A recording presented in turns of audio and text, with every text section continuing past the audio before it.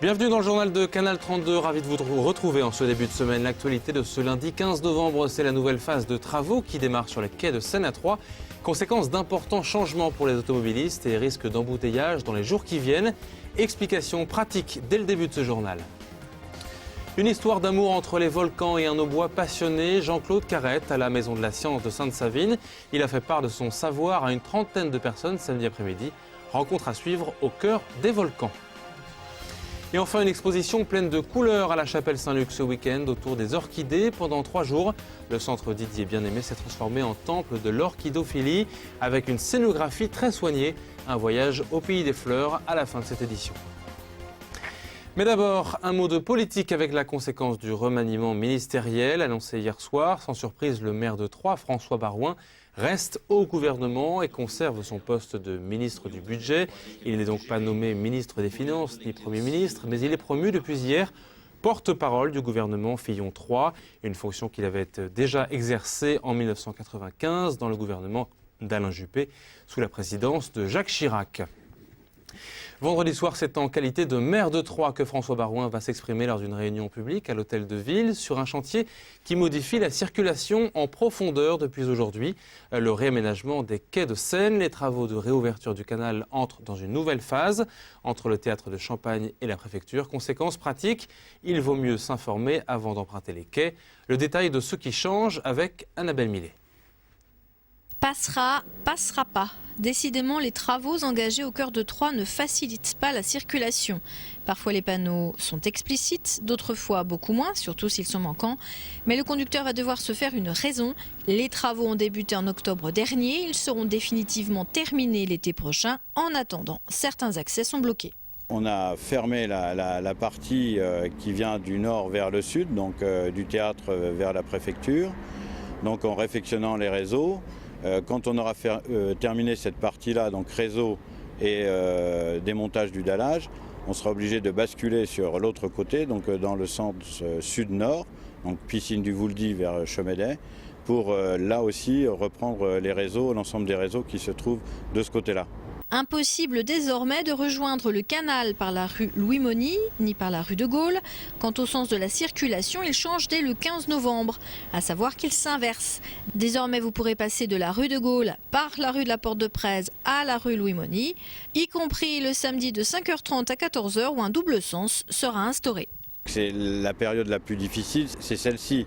On essaye de trouver des solutions pour s'adapter, pour que ça soit le plus accessible possible, mais ce qu'il faut bien dire aujourd'hui, c'est que le centre-ville est irrigué, que les commerces restent ouverts, que pour la période des fêtes, tout ça va fonctionner et qu'on doit être positif. Les barrières sont peut-être pas très accueillantes, mais ça reste accessible, il y a du stationnement.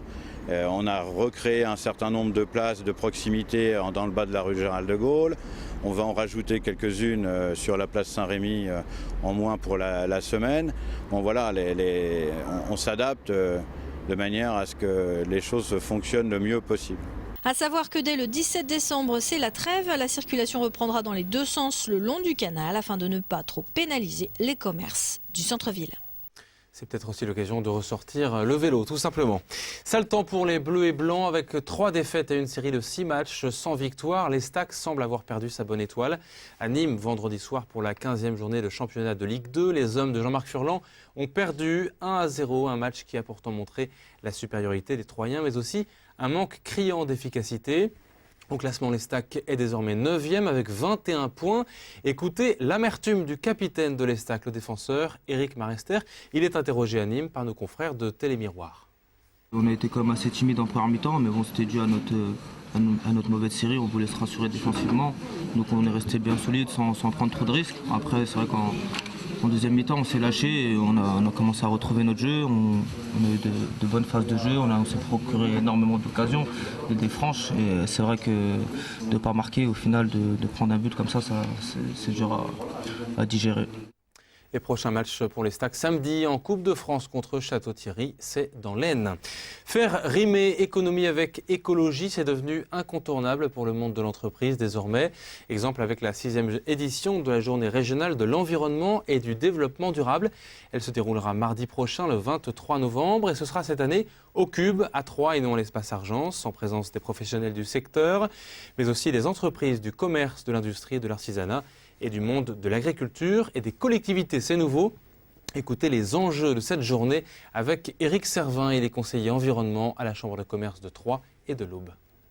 Cette manifestation a pour but de sensibiliser les entreprises aux différentes problématiques du développement durable et aussi de leur donner justement des informations et des exemples, leur fournir des exemples de réalisation de façon à ce qu'elles puissent plus facilement mettre en œuvre les différents aspects. Nous avons 21 ateliers thématiques qui vont traiter de sujets fort différents. Un chef d'entreprise ou un représentant de collectivité, en venant à cette journée, peut avoir accès à différentes thématiques, différentes facettes du développement durable. Il y a un besoin d'information parce que les professionnels ont différents sujets à se préoccuper et c'est vrai que l'environnement est quelque chose d'assez complexe et qui nécessite souvent des interventions de spécialistes. Interview signée Damien Ardois. Toutes les informations sur cette journée du 23 novembre en cliquant sur le www.3.cci.fr, rubrique agenda, pour s'inscrire aux ateliers notamment. À Sainte-Savine, la Maison de la Science proposait ce week-end une exposition originale consacrée au volcan, avec samedi après-midi une rencontre autour d'un aubois, amateur éclairé de volcanologie. Ce passionné parle comme personne de sa découverte des cratères et de ses ascensions. L'échange a donc été particulièrement riche avec les visiteurs et c'est justement le but de ces rencontres scientifiques et populaires. Reportage Annabelle Millet. Ils trônent en Islande, en Indonésie, à La Réunion. Ils font frissonner, mais ils fascinent. Et Jean-Claude Carrette les adore. Depuis 25 ans, le volcanophile a déjà fait la connaissance de 24 volcans. Mais c'est son premier souvenir de bord de cratère qui reste le plus beau, le Volcano. J'en ai un souvenir extraordinaire parce que c'est mon premier volcan. C'est la première fois que je me suis retrouvé sur la lèvre du volcan. Pour l'escalader, c'était pas facile. Et arrivé sur la lèvre du volcan, je ressens encore aujourd'hui le choc en disant c'est pas vrai, je suis sur la Lune. Il y avait le cratère, toute la lèvre du volcan avec des fumerolles qui sortent. Comme ça. Le fond du volcan, c'est du sable, avec des gens qui gravent des choses dessus. J'étais plus sur Terre. C'est le choc qui m'a donné l'amour des volcans. Parce qu'à partir de là, j'ai dit il faut que j'en voie d'autres. Et puis j'ai été en voir des autres.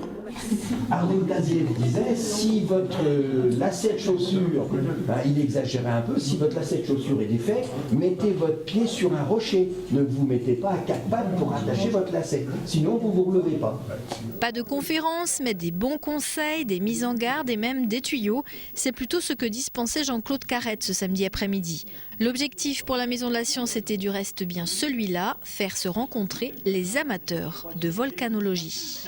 L'idée, c'était de pouvoir mettre en relation les différentes personnes qui avaient déjà gravi ou qui souhaitent avoir des informations pour pouvoir faire un futur voyage sur le pied d'un volcan, gravir un volcan, de pouvoir échanger, de pouvoir écouter cet homme passionné. La Maison de la Science permet ce lieu de vie et de pouvoir échanger entre les personnes amateurs et avec d'autres amateurs ou d'autres personnes qui souhaiteraient justement bénéficier de ces conseils. Et puis voilà, juste un moment de partage, tout simplement, un vrai moment de partage. Parce que le Stromboli, depuis 2000 ou 2500 ans, il crache tout le temps. Hein. Toutes les 20 minutes, vous avez une explosion. Hein. L'Erta Allé, la Fournaise, le Merapi, l'Etna, le Stromboli ou encore le Krakatoa.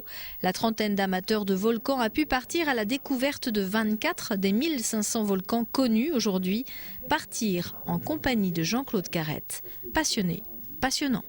C'est vrai que ça a l'air passionnant. Exposition consacrée donc au volcan. C'est à voir à la Maison de la Science de Sainte-Savine jusqu'au 23 décembre, du mercredi au samedi de 14h à 18h. En plein mois de novembre, le pari était audacieux, mais il a été tenu et même remporté. L'association auboise d'orchidophilie exotique organisait ce week-end sa rencontre régionale dans l'Aube, voulue comme un voyage dans le monde de l'ethnobotanique avec une scénographie, vous allez le voir, très pointue et très élaborée. De la couleur et des plantes rares, le cocktail était attirant. L'orchidée fascine toujours. Reportage Annabelle Millet. Vous avez donc une terrine, ce qu'on appelle, de bébé orchidée fraîchement nouveau-né, et puis une terrine de bébé orchidée déjà nettement plus aguerris, qui ont maintenant presque 1 an. Ophrys fuciflora, Aceras anthropophorum, les noms évoquent l'exotisme, de luxuriants paysages, des vols de papillons. Et c'est d'ailleurs un voyage géographique et historique de l'orchidée que propose l'association auboise d'orchidophilie. Le centre bien-aimé de la chapelle Saint-Luc se prête à merveille à cette déambulation florale. Orchidées yin et yang, orchidées sud-américaines, orchidées d'Asie, et surtout l'Angraecum sesquipédale ou l'étoile de Madagascar. Darwin l'avait étudié de très près et il en avait déduit que, comme sa fleur est blanche et n'est parfumée que la nuit, il existait à Madagascar un papillon de nuit qui aurait une trompe très très longue, donc ça devait être un grand papillon parce que l'éperon, c'est-à-dire la partie qui contient le nectar de cette fleur, fait plus de 20 cm. Donc il fallait un papillon qui ait une trompe de plus de 20 cm. Les entomologistes ont dit c'est absolument impossible, si un tel papillon existait à Madagascar, on le saurait depuis longtemps. Et ils ont été très surpris, 20 ans après la mort de Darwin, de découvrir un papillon de nuit avec une trompe de plus de 20 cm de long et qui est le pollinisateur d'Angraecum sesquipédale. Et c'est pour ça qu'en l'honneur de Darwin, ils l'ont appelé Morgami predicta, en référence à la prédiction de Darwin, comme quoi il existait un tel papillon sur l'île. Impossible naturellement de découvrir les 30 000 espèces d'orchidées qui peuplent la planète, des fleurs qui poussent sur les contreforts de l'Himalaya ou sur les pelouses auboises. Contrairement aux idées reçues, une orchidée c'est très très solide. Ça n'est pas du tout la plante fragile et délicate que l'on croit en observant sa fleur. Elles sont capables de résister à des températures presque extrêmes, à la limite de la gelée. Elles sont capables de supporter des températures avoisinant les 50 degrés. Le tout, c'est de leur conserver en même temps une certaine hygrométrie. Et c'est la clé de tout le succès pour la culture, à savoir quand il fait froid, on supprime les arrosages et quand il fait très chaud, on arrose beaucoup plus. Et toutes les orchidées dans le monde entier réagissent de la même façon. À l'exposition de l'association auboise d'orchidophilie exotique ce week-end, ce sont plus de 500 espèces d'orchidées qui ont pu être contemplées dans une scénographie très travaillée. Des mois de préparation pour une féerie florale fabuleuse. Et c'est sur ces images de fleurs en automne que se termine cette édition. Merci de votre fidélité. Tout de suite sur Canal 32, vos prévisions météo. Demain, le département sera gris le matin, ensoleillé l'après-midi. Et vous retrouverez demain Damien Ardois pour le journal. À bientôt.